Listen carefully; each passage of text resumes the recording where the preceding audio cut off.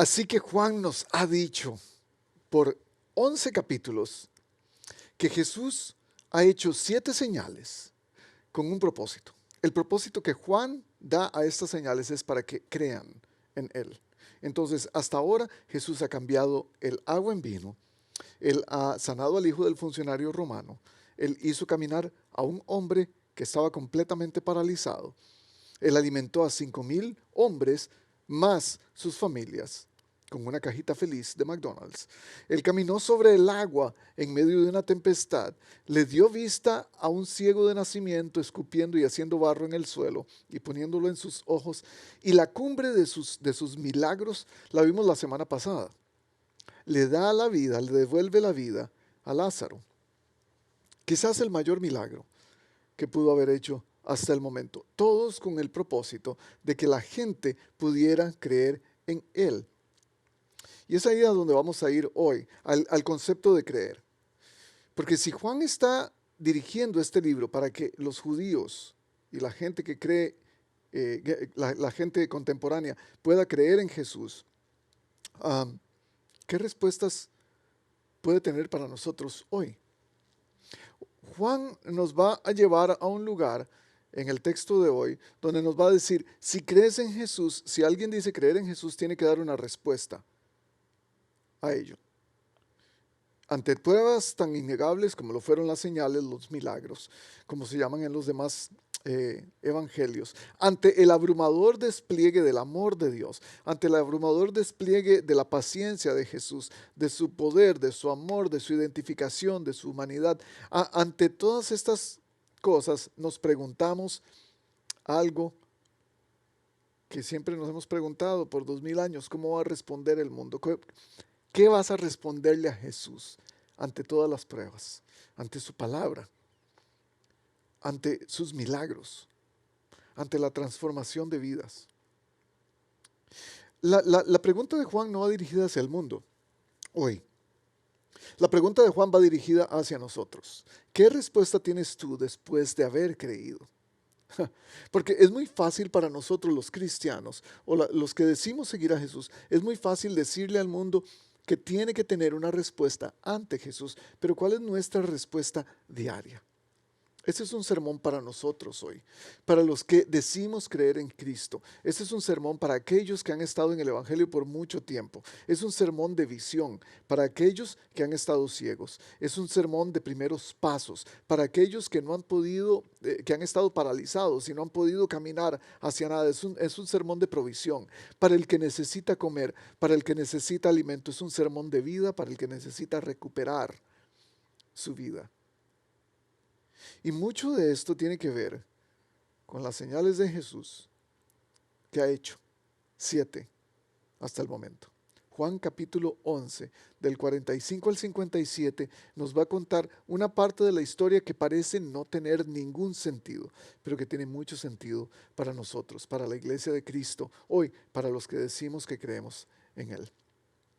Y hoy vamos a ver qué tipo de respuestas vemos en el texto y de quién vienen estas respuestas. Juan 11, 45 al 57. Gracias por estar aquí, todos los que están sintonizándonos en todas partes del mundo, en México, en Baja California, en Europa, en Centroamérica y en Sudamérica. Bienvenidos. Y por supuesto aquí en los Estados Unidos. Gracias por estar aquí con nosotros. Queremos compartir la palabra de Dios, que sabemos que es transformadora para la vida. Juan 11, del 45 al 57. Muchos de los judíos que habían ido a ver a María y que habían presenciado lo hecho por Jesús, creyeron en él. Esto nos llena de alegría, una respuesta tal como que gente está creyendo en Jesús, porque ese era el significado de las señales, para que ellos creyeran.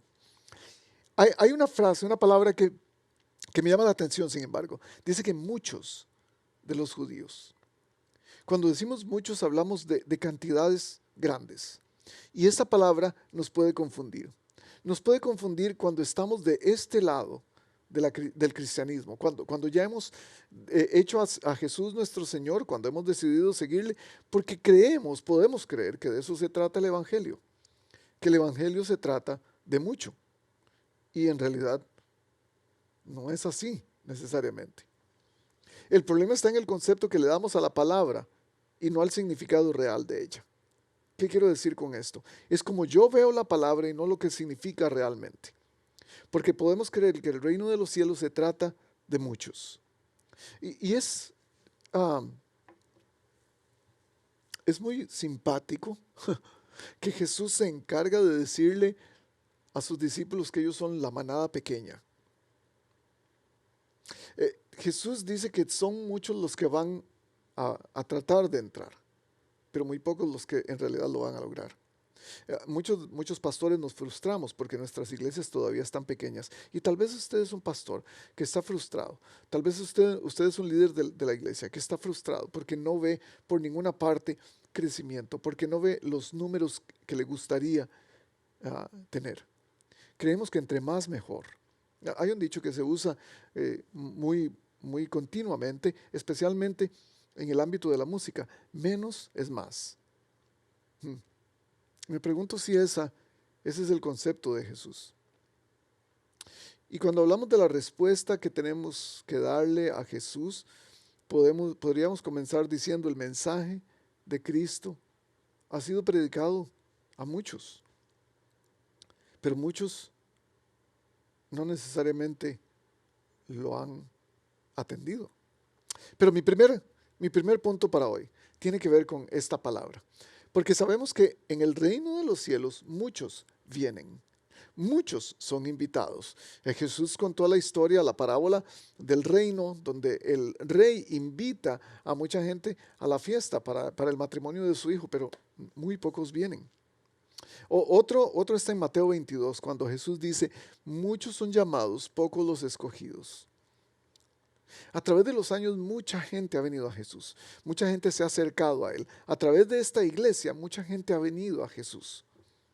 Hemos visto pasar gente por esta iglesia, hemos visto a muchos venir. La connotación de esta palabra, muchos, pensamos que se trata de lo que va a ocurrir en el reino.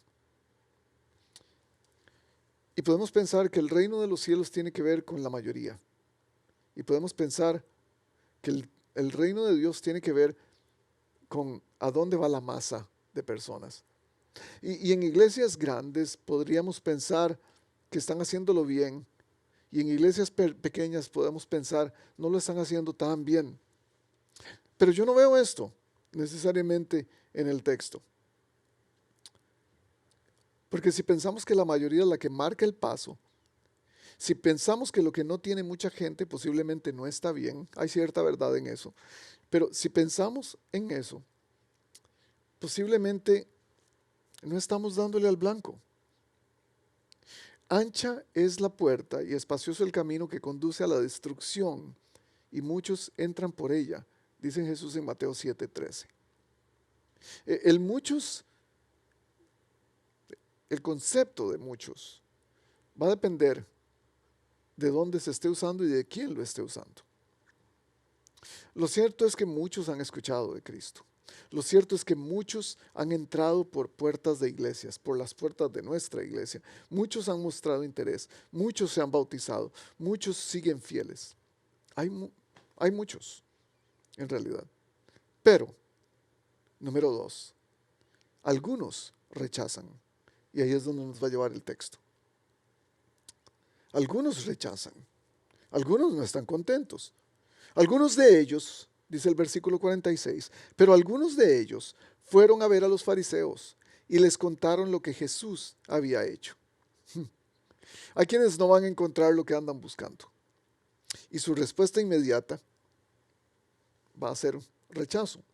A veces por largo tiempo, a veces inmediatamente. Es un rechazo completo. Rechazan por varias razones las personas. La primera es que sus expectativas no fueron cumplidas. En este lugar, o Jesús no cumplió mis expectativas, como vimos la semana pasada. Jesús no contestó mi oración. Jesús no vino a encontrarme en el lugar de sufrimiento donde yo estaba. Es esta gente que no reciben lo que ellos esperan. Y esas expectativas tenemos que tener mucho cuidado, porque la iglesia, que es el establecimiento del reino, si lo pudiéramos decir, no es el lugar donde mis sueños son cumplidos, es el lugar donde juntos cumplimos el sueño de Dios.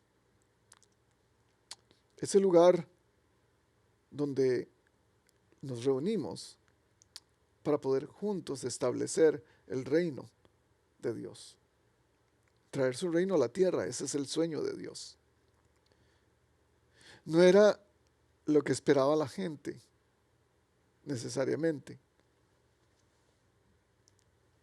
Y algunos rechazaron a Jesús. No, cuando vienen a nuestras congregaciones, cuando alguien viene a Jesús, no era lo que esperaba.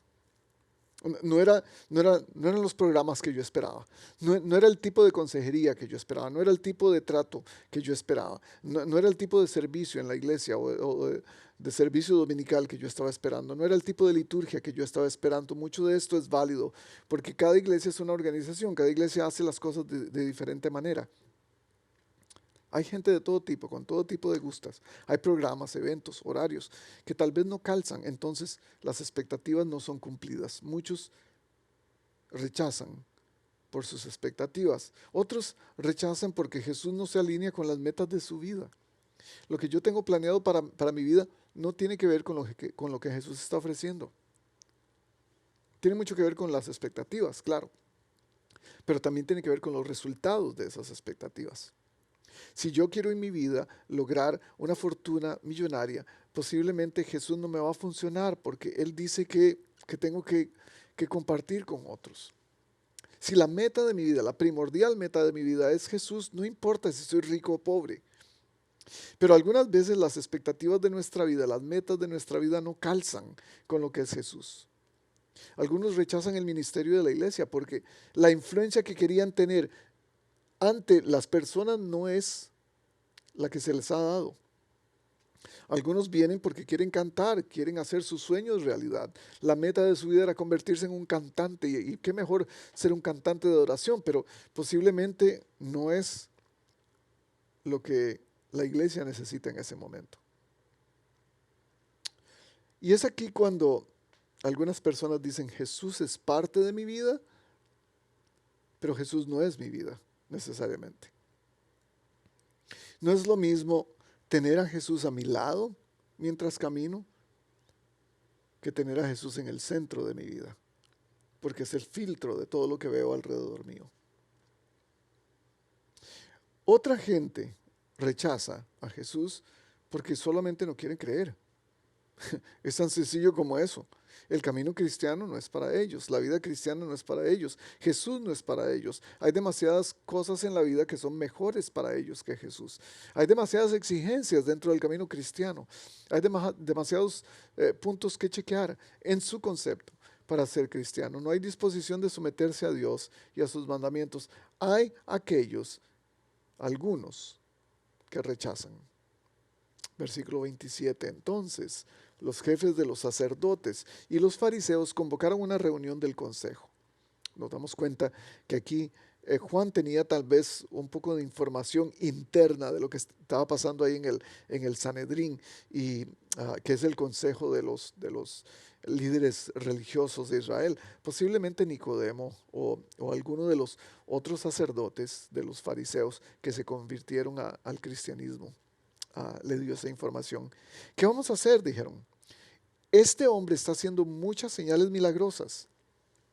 Si lo dejamos seguir así, todos van a creer en él y vendrán los romanos y acabarán con nuestro lugar sagrado, incluso con nuestra nación.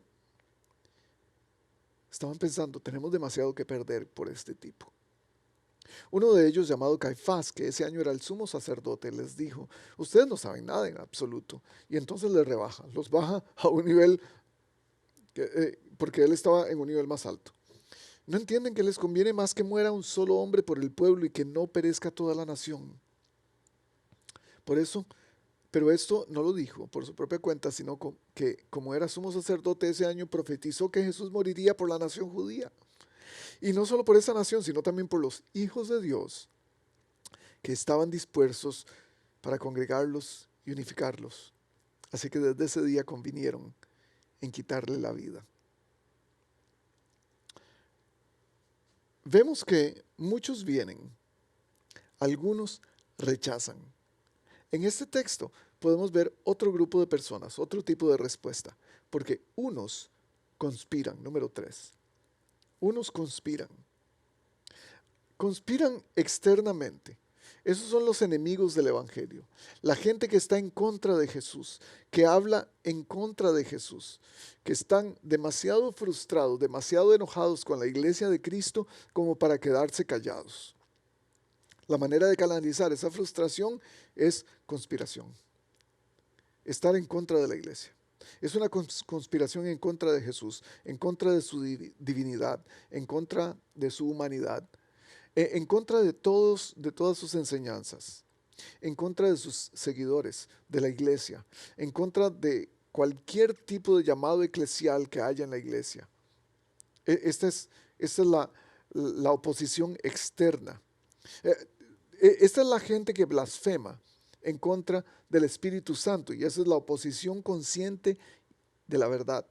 Es cuando alguien conoce la verdad y conscientemente se opone a ella.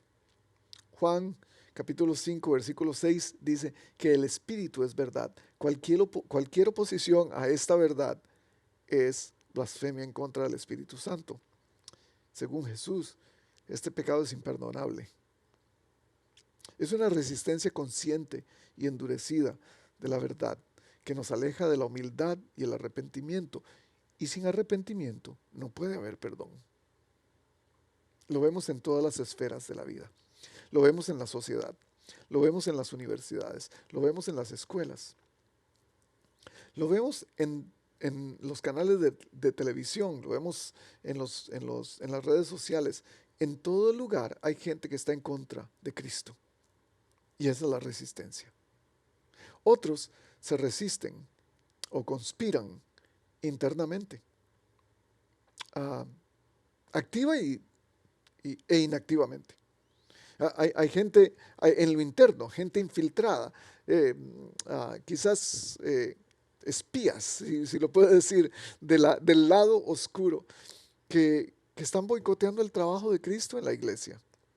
Tienen una misión personal y no la misión de Cristo. Y son esos que dicen, la iglesia tiene que hacerse a mi manera. La iglesia tiene que ver con el deseo profundo que yo tengo de hacer lo que yo creo que es conveniente, no con un deseo profundo de someterme a Cristo y someterme a los hermanos. Y esta es la gente que separa iglesias. Esta es la gente que esparcen rumores, que cuentan chismes. Esta es la gente que se come al hermano con otras personas.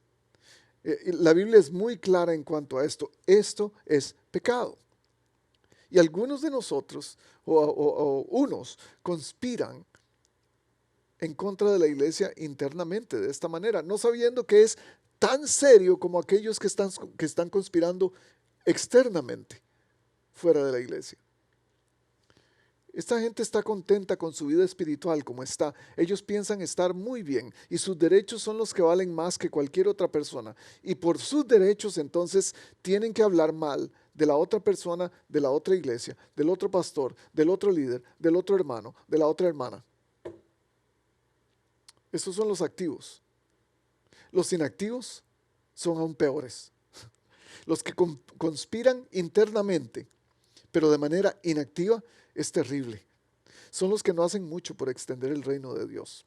Son los que están contentos con su vida espiritual y no mueven un pie porque dicen, yo ya llegué, ya no hay más que hacer. Son los conformados, los cómodos y los contentos. Tres características. Conformados a un día en la iglesia a la semana. Eso es suficiente. Conformados a su vida espiritual tal y como está. Yo estoy bien, estoy conformado. Estoy cómodo porque no hay que hacer mucho. Estoy cómodo porque no me piden nada. Estoy cómodo hasta que Jesús me diga que mueva un pie. Estoy cómodo hasta que Jesús me diga que perdone al hermano. Hasta ese momento estoy cómodo.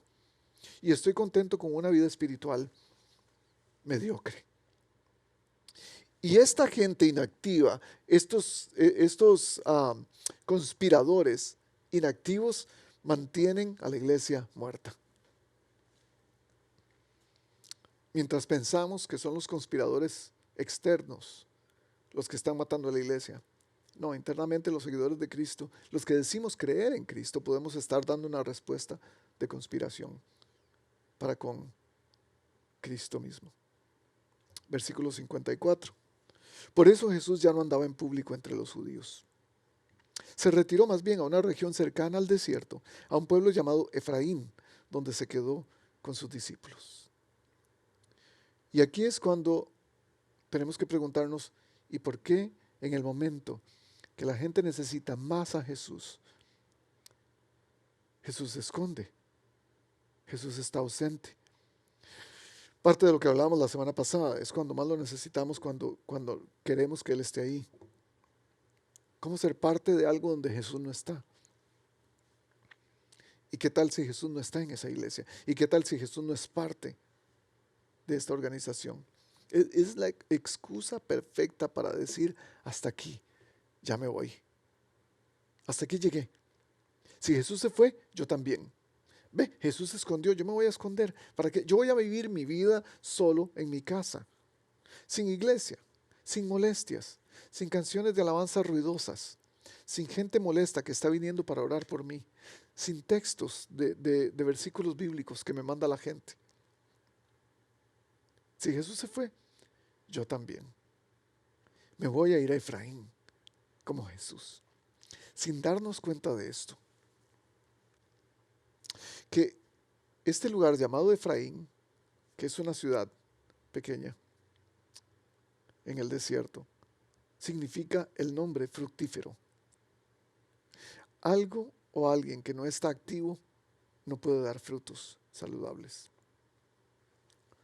Y Jesús le dice a sus discípulos, vámonos a Efraín, porque ahí vamos a ser más fructíferos. Ahí vamos a poder hacer más. Ahí vamos a poder más rendimiento. Faltaba poco para la Pascua, versículo 55. Así que muchos subieron del campo a Jerusalén para la purificación ceremonial antes de la Pascua. Andaban buscando a Jesús. Y mientras estaban en el templo comentaban entre sí, ¿qué les parece? ¿Acaso no vendrá la fiesta? Por su parte, los jefes de los sacerdotes y los fariseos habían dado la orden. Si alguien llega a saber dónde está Jesús, debía denunciarlo para que lo arrestaran. Y entonces en estos últimos 3 versículos vemos que ya no es gente que cree en Jesús, ahora es gente que busca a Jesús.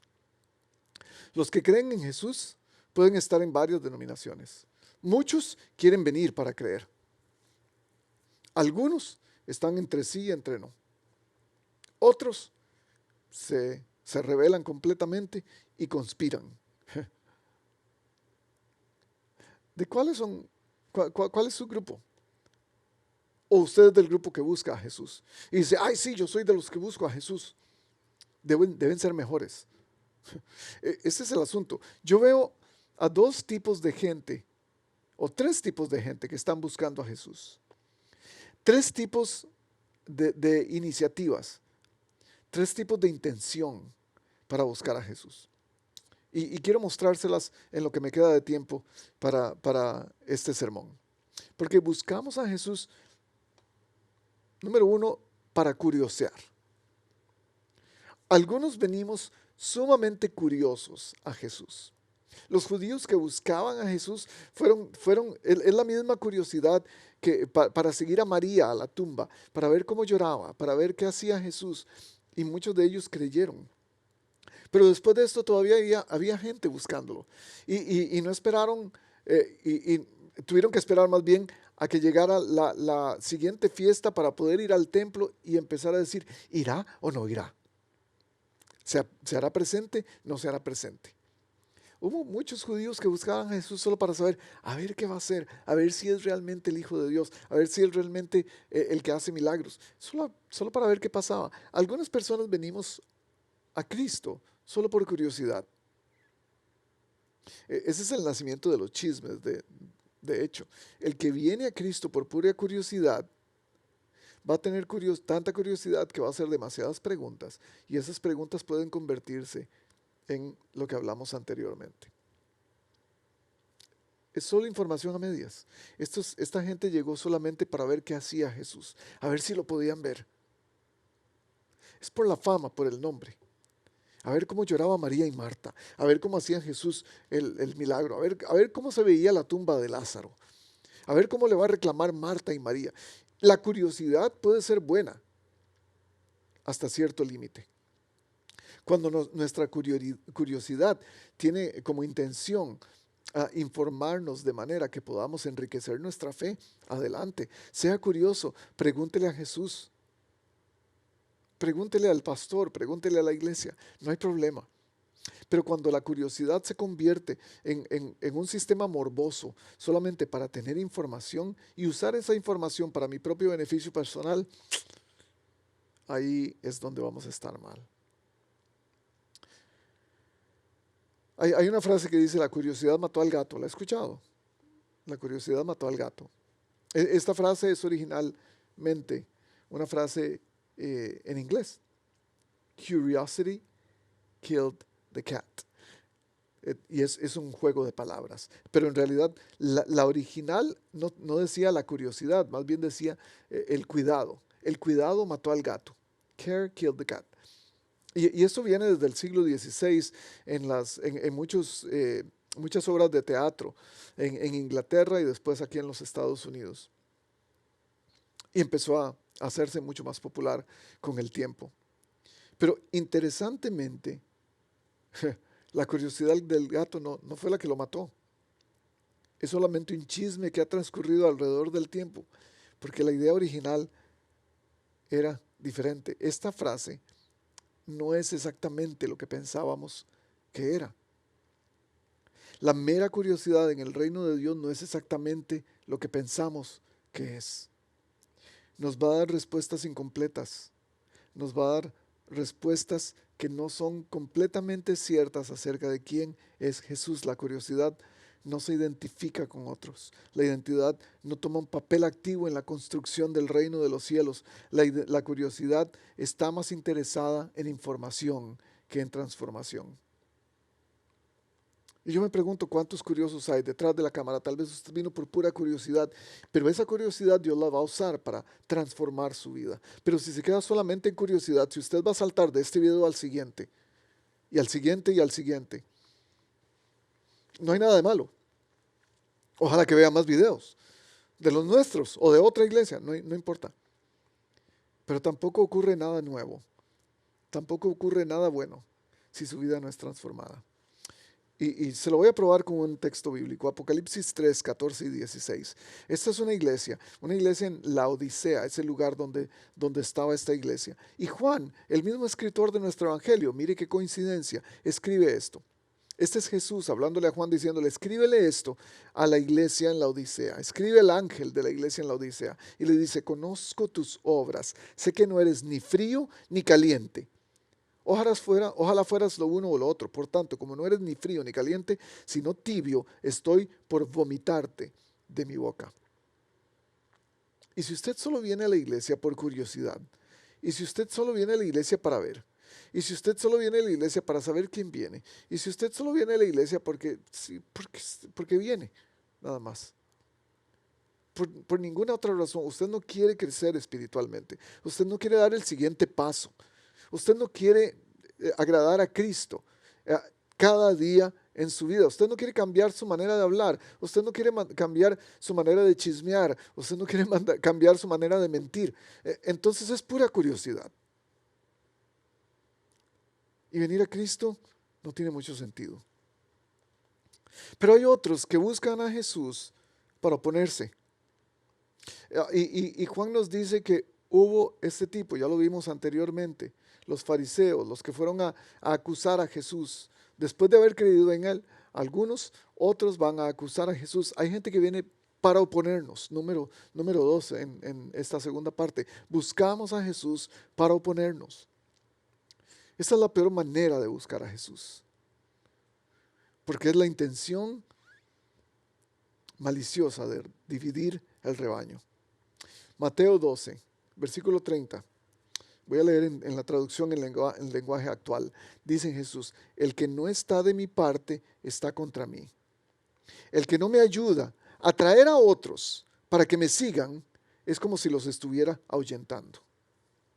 ¿Y usted cree que su oposición a otros hermanos, que su crítica a otros hermanos, que la división que usted puede causar con su actitud, Si usted cree que eso no está haciéndole un hoyo al Evangelio, usted está completamente equivocado.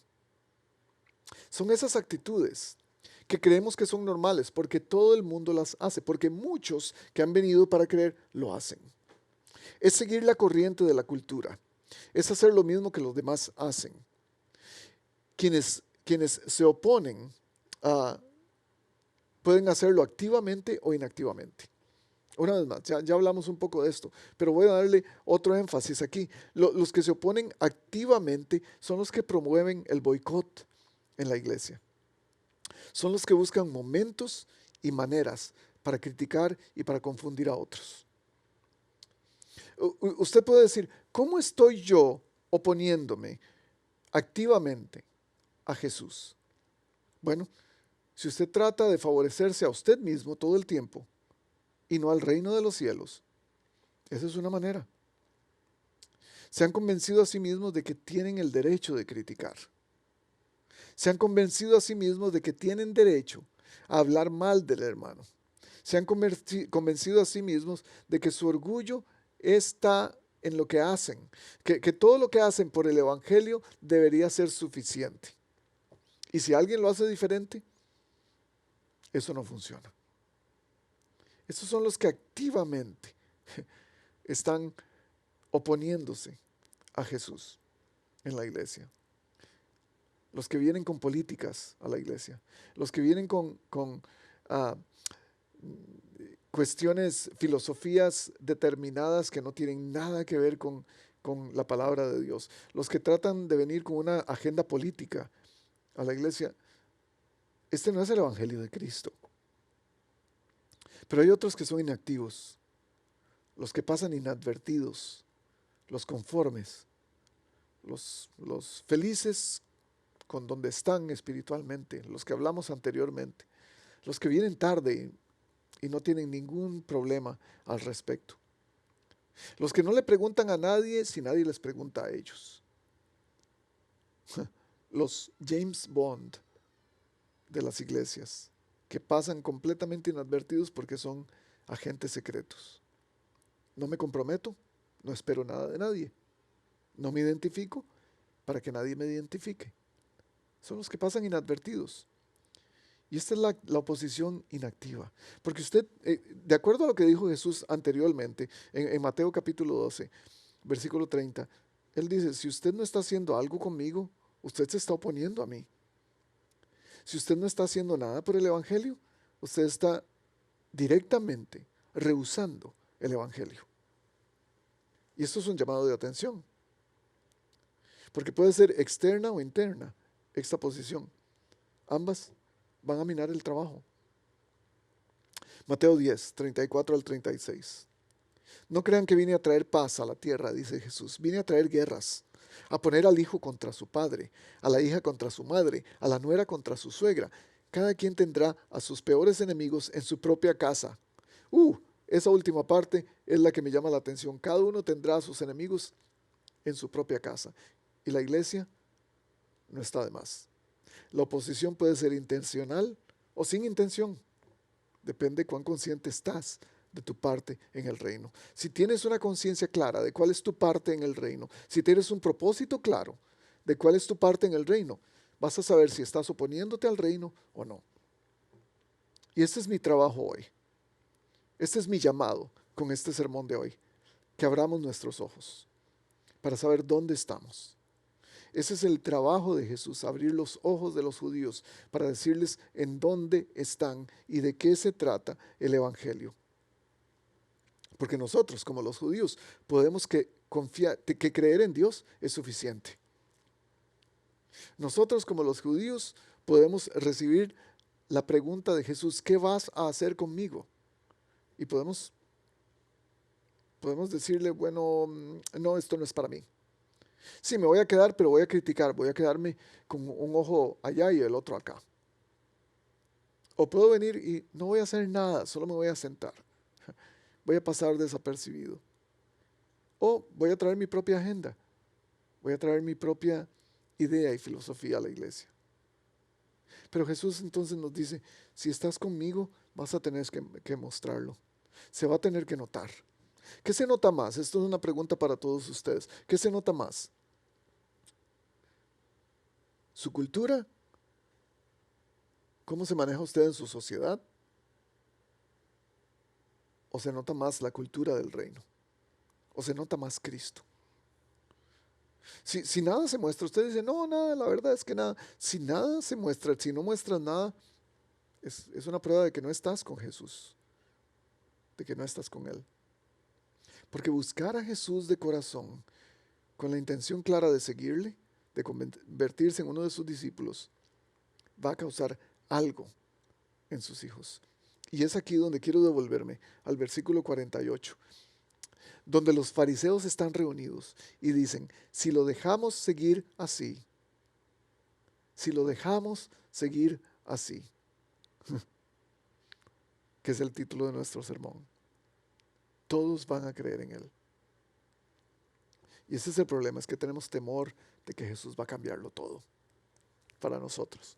Porque ellos dicen, van a venir los romanos y van a acabar con nuestro lugar sagrado, que es el templo, de hecho, incluso con nuestra nación. Los fariseos están temerosos de que si viene Jesús, si la gente sigue creyendo en Jesús, todo va a cambiar. Lo que ya conocen, todo lo que están cómodos, su sociedad, su cultura, su manera de hacer las cosas, su manera de hablar de la gente, todo va a cambiar. Es la comodidad. ¿En qué estás tan cómodo? Estás muy cómodo en tu sociedad. Cuando uno calza perfectamente en su sociedad, tiene que preguntarse, ¿estoy haciendo el trabajo del reino? Pero cuando viene Jesús, nuestra comodidad se acaba, porque ya no nos conformamos a lo que tenemos. Ahora no vamos a estar muy contentos, porque Jesús va a cambiarlo todo. Y después dice en el versículo 49, Caifás, el sumo sacerdote de ese año, les dice esto: ustedes no saben nada en absoluto, no entienden qué les conviene más que muera un solo hombre por el pueblo y no que perezca toda la nación. Pero esto no lo dijo por su propia cuenta, sino que como era sumo sacerdote ese año, profetizó que Jesús moriría por la nación, y no solo por esa nación, sino también por los hijos de Dios que estaban dispersos, para congregarlos y unificarlos. Y esta es una parte de la gracia de Dios que no vamos a entender muy bien, pero que está bien reflejada aquí. Caifás está en directa oposición a Jesús, al reino de Dios, a pesar de que tiene toda la religión de su lado, a pesar de que tiene todos los números de su lado, tiene la iglesia de su lado, tiene la gente que lo sigue de su lado. De hecho, si usted lo sigue gente, eso no es necesariamente determinante de que usted está en el camino correcto. Si usted lo sigue gente, usted tiene que tener mucho más cuidado porque la responsabilidad que tiene de mostrarles a Cristo es mucho más grande. Esa era la responsabilidad de Caifás. Pero él había profetizado y él quería que su propia profecía fuera cumplida a través de sí mismo. Y por eso les dice, hay que matarlo. Hay que deshacernos de él. Pero él no sabe que dentro de sus palabras, y aquí es donde entra la gracia de Dios de la que hablaba hace un momento, dentro de sus palabras está una verdad increíble. Y dice, y no solo por esta nación, él va a morir por toda la nación judía, no solo por esta nación, sino también por los hijos de Dios que estaban dispersos, para congregarlos y unificarlos. Y esa es la última razón por la que seguimos a Jesús, por la que buscamos a Jesús, perdón. Buscamos a Jesús para congregarnos y unificarnos. Las respuestas correctas no las encontramos, me encanta el texto, porque no las encontramos en las partes importantes del texto, en el principio o en el final o en alguno de los milagros necesariamente. Las encontramos escondidas, como aquí, como estas palabras que dijo Caifás. Las encontramos en medio del proceso. Y esto es lo que causa el reino de los cielos en nosotros. En medio del proceso nos encontramos a Cristo. En las cosas más simples, en lo que menos esperamos. Estamos pendientes de los momentos contundentes de la Biblia, pero Él quiere mostrarse en los momentos cotidianos de la vida. Congregarse y unificarse no es cómodo. Porque las relaciones son difíciles, gente. ¿Para qué conocer gente nueva? ¿Para qué estar en un lugar donde no quiero estar? ¿Para qué me voy a exponer que la gente hable de mí? y yo hablar mal de ellos. Prefiero quedarme en la casa, decimos. Y entonces nos conformamos con quienes ya somos y con quien ya conocemos. Estamos conformes con esos y tenemos un círculo. En mi país, en Costa Rica, le decimos en las argollas. Estamos en una argolla de gente y ya nadie puede entrar. Pero entonces Jesús nos recuerda, a veces lo que parece esconderse en Efraín significa que va a dar mucho fruto. Un fruto que quizás no se nota en público, pero se nota en la fuerza de la iglesia. Y para eso estamos en la iglesia de Cristo. Número 1, para congregarnos, porque es un compromiso congregarse. Tenemos que tener un compromiso con la gente. Yo soy parte de este grupo. Hice una decisión de apoyar este grupo y soy parte de este grupo. Voy a venir. Es no solamente un compromiso, es constancia, es hacerlo frecuentemente. No solamente voy a venir. Algunos creen que vienen a la iglesia y que son parte de la iglesia solamente porque aparecen una vez al mes. Lo siento, estoy siendo un poco muy duro aquí. Pero es la verdad. Algunos pensamos que somos parte de una congregación y decimos que sí, y tenemos los derechos de todos los miembros y demás, pero nos aparecemos cada luna llena en la iglesia. ¿Qué tan importante es para usted venir a la iglesia? ¿Qué tan importante es para usted construir el reino de los cielos con este grupo de personas? Porque para Jesús es importantísimo. Cuán bueno y cuán agradable es que los hermanos convivan en armonía, dice el Salmo 33:1. Si usted no ha encontrado a su familia dentro de la iglesia, posiblemente usted está en uno de estos puntos de los que hemos hablado. Usted posiblemente no está haciendo lo que Dios quiere para su vida. Si usted no está en comunidad, no va a poder llevar a cabo el reino de los cielos, porque no está siendo transformado. La transformación se lleva a cabo en comunidad, con otras personas. El hierro se pule con el hierro, dice la Biblia. Y es no solamente para congregarnos, es también para unificarnos. Y Jesús dice que esa es la manera como nos van a conocer. En unos capítulos adelante, Jesús nos va a decir, los van a conocer porque se aman. No porque hacen muchas buenas campañas evangelísticas, porque tienen la mejor iglesia, no porque se reúnen todas las semanas, los van a conocer porque se aman. Es ahí, en ese grupo de personas, donde me doy a conocer. Y yo conozco a otros. Es una comunidad para compartir vida con otras personas. Y esa es la meta de Cristo para todos nosotros. Pero no puede ocurrir si no nos congregamos, sin la cosa anterior. Porque si no nos congregamos, no nos animamos mutuamente. ¿Cómo su familia va a ser familia si usted nunca viene a su casa? Es imposible. Y entonces las palabras de Caifás me resuenan en la mente. Si lo dejamos seguir así, que es el título del sermón. ¿Y qué si nosotros dejamos a Jesús seguir así? ¿Qué tal si usted y yo dejamos a Jesús seguir así? Dice Caifás, si lo dejamos seguir así, todos van a creer en Él exactamente. Ese es el mensaje de hoy, encerrado en una semilla. ¿Cómo? En nuestra congregación, después de un año, hemos doblado el número de personas. Y es una gran bendición. Viendo los números de esta semana nos dimos cuenta. Es una gran bendición, pero todavía no estamos allí. No estamos allí. Porque queremos que todos vengan. Queremos a todos. No importa lo que usted crea. No importa cómo se sienta. No importa su ideología. No importa su identidad. Lo que queremos es que usted sea parte de esta comunidad. Que conoce a Cristo. Que ama a Cristo y que ve sus vidas transformadas a través de Cristo. Es la bendición de ser parte de una iglesia como esta, donde tenemos gente de todo tipo. Y no estoy hablando solamente de nuestra área en español, estoy hablando de toda la iglesia en general. Una iglesia que sirve, una iglesia que es generosa, una iglesia que sale a dar lo mejor de sí para la comunidad en el diario, no necesariamente espectacularmente, pero más bien en lo que es más cotidiano. Una iglesia perfecta, jamás. No somos. Pero queremos ser una iglesia que persevera. No queremos ser una iglesia perfecta, No pretendemos serlo. Queremos ser una iglesia que está en el proceso. Porque si lo dejamos seguir a Jesús de esta manera, si lo dejamos seguir así, Jesús seguirá haciendo señales para que sigamos creyendo en Él. ¿Cuáles? ¿Cuáles señales va a seguir haciendo Jesús? Le digo algunas, solo para terminar. Él seguirá restaurando tu gozo a través de la gente, a través de tus relaciones, a través de las personas que están cerca tuyo. Así como cambió el agua en vino, va a cambiar tu tristeza en gozo. La Biblia dice que va a cambiar tu lamento en danza. También Él estará pendiente de tu necesidad. A pesar de que no lo puedas ver, así como Jesús sana al hijo del funcionario romano que ni siquiera tuvo que ir a la casa.